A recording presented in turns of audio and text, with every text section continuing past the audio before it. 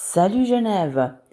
Vous le savez, le canton et la ville ont présenté le budget 2026 et, oh surprise, les deux prévoient un déficit. Comme d'hab en fait, mais en plus important. 62 millions pour la ville, 409 pour le canton. Oui, oui, en vrai argent, pas en billets de Monopoly. Heureusement qu'il n'y aura pas plus de jetons de présence à payer en ville. Hop, 500 000 francs de gagnés.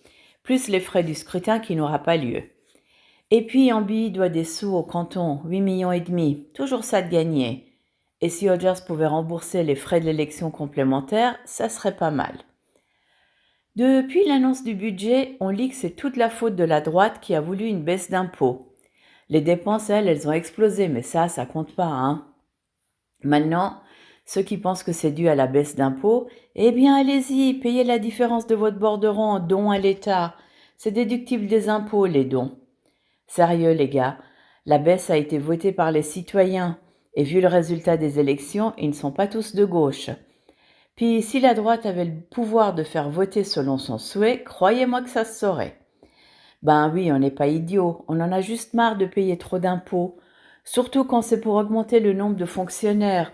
Vous savez, les fameux 1000 qui sont absents chaque jour pour maladie, ça coûte une blinde. Ah, puis il est impossible de licencier les incompétents aussi, qui continuent à être payés donc. Sans parler de ceux qui se permettent de faire grève.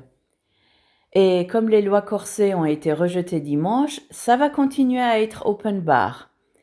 Une élue d'ailleurs se dit soulagée, car cela aurait porté préjudice aux services et prestations. Lesquels? Mystère. Parce que franchement, vous, je sais pas, mais moi je n'ai rien vu, ni des prestations et services, ni de la baisse d'impôts. Allez, ciao!